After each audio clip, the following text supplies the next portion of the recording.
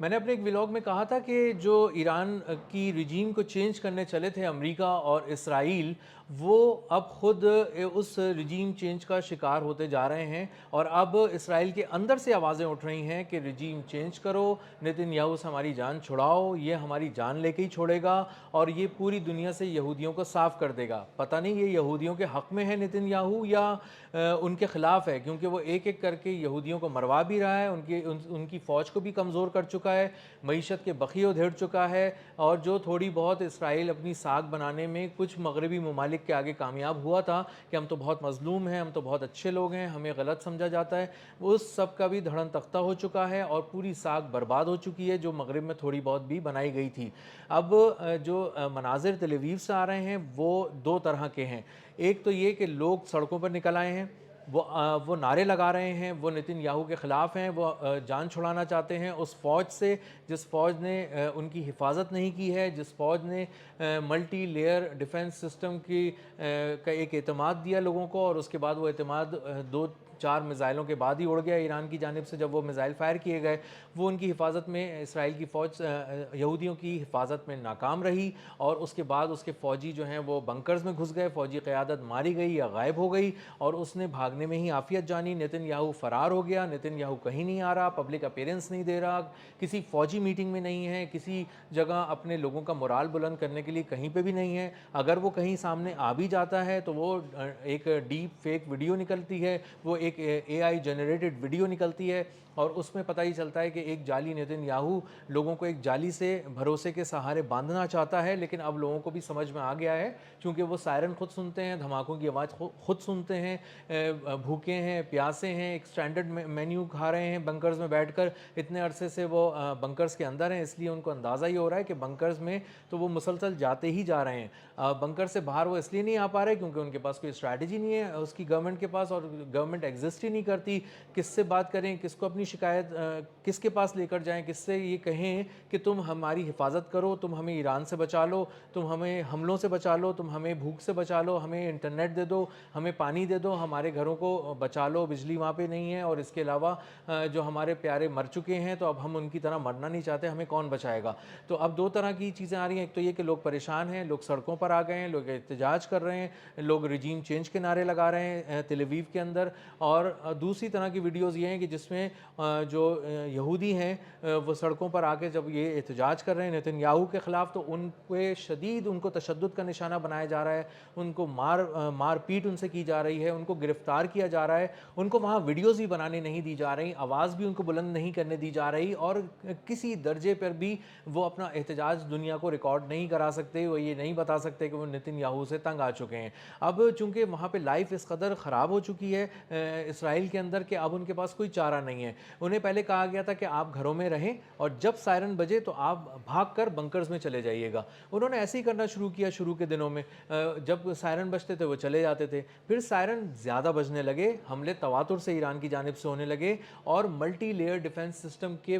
چیتھڑے اڑ گئے اسرائیلی، اور انہیں اندازہ ہوا کہ جو آئرن ڈوم تھا اور دیگر چیزیں تھیں جو انہیں بچانے کے لیے تھیں وہ سب تباہ ہو گئیں۔ تو سائرن جب زیادہ بجنے لگے اور انہیں بار بار جانا پڑا تو انہیں اندازہ ہی ہوا کہ اب انہیں بنکرز میں ہی رہنا چاہیے اور انہیں گھروں کو چھوڑ دینا چاہیے، اور وہ اپنے گھروں کو چھوڑ کر مستقل طور پر بنکرز شفٹ ہو گئے۔ جب وہ بنکرز میں شفٹ ہو گئے تو ان کے ذہن میں ہمیشہ سے یہ بتایا گیا تھا کہ جب بھی کوئی ملک حملہ کرے گا اور مسلمان اپنا کوئی جواب دینے کی کوشش کریں گے تو تم ان جب بنکرز میں چلے جاؤ گے تو تم محفوظ ہو جاؤ گے، یہاں کھانا ہے، یہاں پہ تمام سہولتیں ہیں، یہاں پہ انٹرنیٹ ہے، یہاں پہ ایک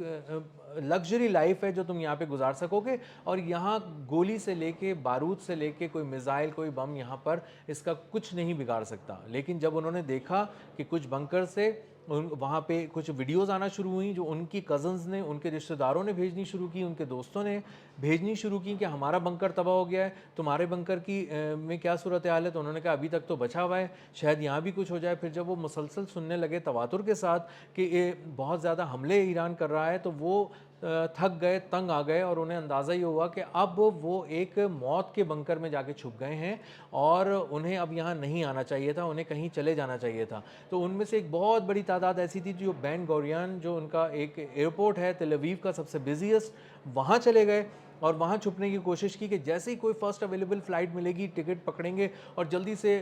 इसराइल से जान छुड़ा के भाग जाएंगे, क्योंकि इसराइल में तो अब यहूदी खुद अपने ही दुश्मन बन चुके हैं और वहाँ पे एक भरपूर डिवाइड देखी जा रही है। और अंदाज़ा ये हो रहा है कि स्टेट जो है इसराइल की वो यहूदियों के ख़िलाफ़ हो गई है, उनको गिरफ़्तार कर रही है, उनको मार रही है, उनको आवाज़ नहीं उठाने दे रही, और दूसरी तरफ उनकी जान भी नहीं बचा पा रही और उनको सहूलतें भी नहीं दे पा रही। और वो अब जाएँ तो जाएँ किधर? तो उनको अब लगने लगा है कि अब शायद एक ही ऑप्शन बचा है कि वो ईरान से ये मदद की अपील करें कि खुदारा तुम आ जाओ यहाँ पर, सरहद क्रॉस करो, डिफेंस सिस्टम तो वैसे ही ख़त्म हो चुका है, तुम यहाँ आ जाओ,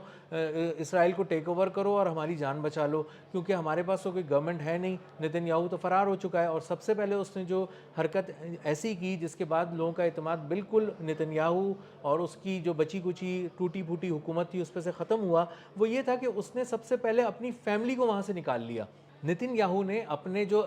विंग्स ऑफ ज़ायोन जो एक उसका ऑफिशियल प्लेन है उसमें अपनी फैमिली को सवार कराया और जल्दी से जब हालात ख़राब होते देखे तो वहाँ से उनको निकाल दिया और वो फ़्लाइट रडार के मुताबिक पहुँचा बर्लिन में, जर्मनी में, और जाके वहाँ पे लैंड किया और उसकी फैमिली वहाँ से बहुत ही आसानी से उतरी महफूज होकर। अब वो वहाँ पे सुकून की ज़िंदगी गुजार रही है। और लोग अब उन तस्वीरों को शेयर कर रहे हैं कि कहाँ नेतन्याहू का बेटा कॉफ़ी पी रहा है मज़े से एक जगह पे बैठ के जर्मनी में, जो बिल्कुल महफूज है, उसका बेटा अपना महफूज है, और हम यहाँ सारे जो यहूदी हैं इसराइल में वो सब यहाँ पे अपनी ज़िंदगियाँ दाव पर लगा कर बैठे हैं और किसी भी वक्त मौत जो है उनके सर पे जो मंडला रही है वो उनको आकर दबोच कर अपने साथ ले जाएगी। और दूसरी तरफ जो अमरीकी फ़ौजी हैं वो ये सोच रहे हैं कि ये तुमने अच्छा खेल खेला है कि यहाँ पर तुमने अपने फ़ौजियों को बचा लिया और अपनी फैमिली को तुमने निकाल लिया और हमें मरने के लिए तुमने यहाँ बुला लिया, और हम एक ऐसी जंग लड़ रहे हैं जो अमेरिका की है ही नहीं, जो इसराइल की अपनी जंग है। तो ये एक ऐसा सिनेरियो वहाँ पे क्रिएट हो गया है जो मकाफ़ात अमल से बहुत ज़्यादा जुड़ा हुआ है। जो कुदरत ने एक ऐसा इंतकाम लिया है नेतन्याहू से कि नेतन्याहू ने ट्रंप के साथ मिलकर ये प्लान किया था कि वो ईरान में रिजीम चेंज करेगा और ईरान में बहुत ही बुरे लोगों की हुकूमत है उसको वो ख़त्म कर देंगे। ये बयानियाँ लेकर जब वो चढ़ दौड़े तो उन्हें अंदाज़ा ये हुआ कि वहाँ पे रिजीम चेंज के लिए तो लोग चाहते ही नहीं थे ईरान में। लोग ईरान में रिजीम के हक़ में निकल आए, हुकूमत के हक़ में निकल आए, और उन्हीं सियासी कायदीन को जिनको वो कहता था कि ये तो आवाम से डरते हैं क्योंकि आवाम इनको पसंद ही नहीं करती, उन सब ने आके आवाम में सड़कों पे आके उनके दरमियान एक पब्लिक अपीयरेंस भी दे दी, उनके दरमियान बग़ैर प्रोटोकॉल के घूम लिए, बग़ैर